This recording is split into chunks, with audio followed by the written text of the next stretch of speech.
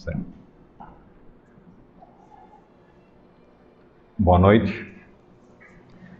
É muito bom estarmos aqui reunidos mais uma vez em torno do Evangelho, renovando os nossos ideais cristãos, sempre contando com o auxílio e a proteção dos nossos mentores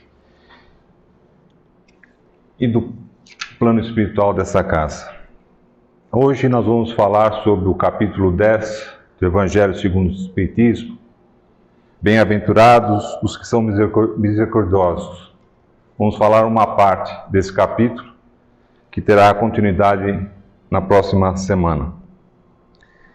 Esse capítulo nos fala sobre o perdão. O capítulo, através das mensagens, passagens do Evangelho, dos comentários de Kardec e das instruções dos Espíritos, vai nos ensinar e nos falar sobre a maneira correta de perdoar. Nos ensina que o perdão deve ser verdadeiramente generoso. O perdão deve ser sem segundas intenções, sem ter nenhum pensamento oculto. Ele deve ser dado com delicadeza, sem ferir o amor próprio do próximo. E o capítulo começa com 3 passagens do Evangelho. O primeiro é aquele que dá o título ao capítulo. Bem-aventurados os que são misericordiosos, porque obterão a misericórdia. Ou seja, é dando que se recebe. Ou como Cristo nos fala, a cada um segundo as suas obras. A segunda passagem é: se perdoardes aos homens as faltas que cometerem contra vós, também vosso Pai Celestial vos perdoará os pecados. Mas se não perdoardes aos homens quando vos têm ofendido, vosso Pai Celestial também não vos perdoará os pecados. Jesus ensinou isso no Pai Nosso: perdoai as nossas ofensas, assim como nós perdoamos a quem nos tem ofendido. Afinal, com que direito nós pediríamos o perdão, reclamaríamos o perdão das nossas faltas, se não fazemos o mesmo com os outros? Então, a medida que nós usamos para com o próximo, essa mesma medida vai ser usada para conosco. E a terceira passagem é aquela em que Pedro faz aquela pergunta: quantas vezes devo perdoar ao meu irmão? Até 7 vezes? Ou seja, pondo um limite ao perdão. E Jesus lhe responde: não digo até 7 vezes, mas até 70 vezes 7. E quando ele diz isso, que perdoemos 70 vezes 7, ele nos ensina que a misericórdia deve ser dada sem limite. E Kardec, iniciando seus comentários, nos ensina que a misericórdia é um complemento da brandura, porque aquele que não for misericordioso também não pode ser brando e pacífico. E que a misericórdia consiste no esquecimento e principalmente no perdão das ofensas. Então, o que é ser misericordioso? É aquele que demonstra essa misericórdia. É aquele que possui a capacidade de perdoar, que é clemente, que é indulgente. Então, a misericórdia pode ser entendida como o amor em ação, a ação do amor. E o capítulo, quando fala sobre uma tarefa difícil, que é a reconciliação com os adversários, ele começa com aquela passagem em que Jesus nos aconselha: reconciliai-vos o mais depressa possível com o vosso adversário, enquanto estáis com ele a caminho, para que ele não vos entregue ao juiz, o juiz não entregue ao ministro da Justiça, e não sejas metido em prisão. Digo-lhes em verdade que daí não saireis, enquanto não houverdes pago o último centavo.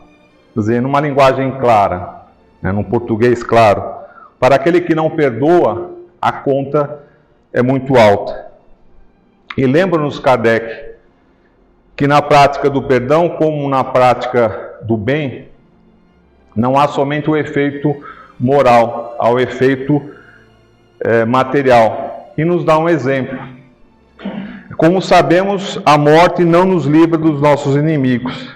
Então, quando Jesus está recomendando que nos reconciliemos o mais cedo possível com o nosso adversário, ele não está somente querendo apaziguar essas discórdias, ele está querendo que essas discórdias elas não se perpetuem na erraticidade e nas existências futuras.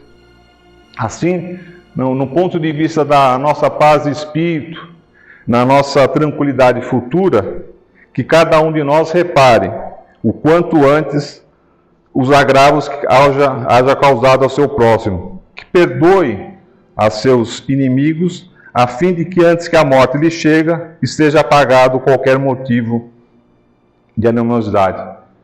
Foi Jesus, sabendo que a falta de perdão causa em nós, né, a origem de muitas doenças físicas e mentais, é que ele nos aconselha a perdoar. E quando fala o capítulo sobre o sacrifício mais agradável a Deus, mais uma passagem. Se, portanto, quando fordes colocar vossa oferenda no altar, vos lembrardes de que o vosso irmão tem qualquer coisa contra vós, deixai a vossa dádiva junto ao altar e vá antes reconciliar-vos com o vosso irmão. Depois, então, voltai a oferecê-la. Ele está nos convidando a fazer um exame de consciência. Quando lembramos que temos algum desafeto, algum problema com o nosso irmão, de reconciliar com esse irmão antes de nos apresentarmos ao altar, a Deus. Tem uma questão muito interessante do Livro dos Espíritos, a questão 919, que Kardec faz uma pergunta muito específica aos espíritos. Qual o meio prático mais eficaz que tem o homem de se melhorar nessa vida e de resistir ao arrastamento do mal? Kardec está perguntando o meio mais eficaz, ou seja, aquele que dá resultado. E os espíritos respondem: um sábio da antiguidade vos disse: conhece-te a ti mesmo. É um grande desafio nós nos conhecermos, olharmos e sabermos quem somos. Nós nos conhecemos quando a questão é perdoar, sabemos qual é a nossa real capacidade de perdoar, e quando se trata de entender e compreender o próximo. Então, diante dessas situações, dessas provas, é que vemos o quanto nós nos conhecemos. E quando ele diz: vá-te reconciliar primeiro com teu irmão e depois volta para fazer a tua oferta, Jesus ensina que o sacrifício agradável ao Senhor é a dos próprios ressentimentos. É sacrificar esse nosso orgulho, esse nosso egoísmo e procurar a reconciliação. E que antes de pedir perdão ao Senhor, é preciso que se perdoe aos outros. Que antes de nos apresentarmos para sermos perdoados, nós temos que já ter perdoado e reparado o agravo que por acaso temos feito ao próximo. Kardec comenta essa passagem explicando que, entrando no templo do Senhor, deve deixar-lhe de fora todo sentimento de ódio, de animosidade, todo mau pensamento contra o próximo. Ele fala assim em templo, mas isso se aplica também quando adentramos ou estamos numa casa espírita, ou quando nos preparamos para fazer as nossas orações, as nossas vibrações. E nas instruções dos Espíritos sobre o perdão das ofensas, são duas passagens, são duas mensagens que nos falam sobre a importância do perdão. O quanto devemos nos empenhar em compreender e praticar o perdão. A primeira é do Espírito Simeão, que ele retorna àquela pergunta de Pedro: quantas vezes perdoarei a meu irmão? Perdoai não 7 vezes, mas 70 vezes 7. E ele fala que aí nós temos um dos mais importantes ensinamentos de Jesus, no qual nós devemos empenhar em entender e praticar. E manda comparar essas palavras de misericórdia com a oração tão simples, tão resumida, mas tão grande em suas inspirações que Jesus nos ensinou. Jesus está nos convidando a sermos uma pessoa invulnerável ao ataque, aos maus procedimentos, às injúrias, sermos brando e pacífico. A mensagem, ela nos convida a prestar atenção na resposta de Jesus.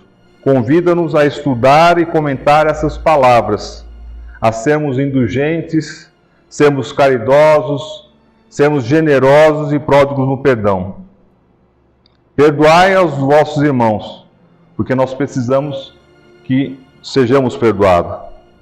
Se seus atos pessoalmente vos prejudicaram, mais um motivo aí tendes para ser indulgente, porquanto o mérito do perdão está proporcional à gravidade do mal.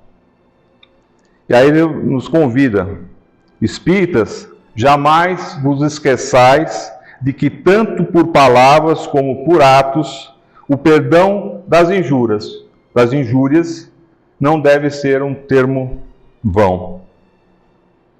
Olvidai o mal que vos hajam feito e não pensais, senão numa coisa, no bem que podeis fazer.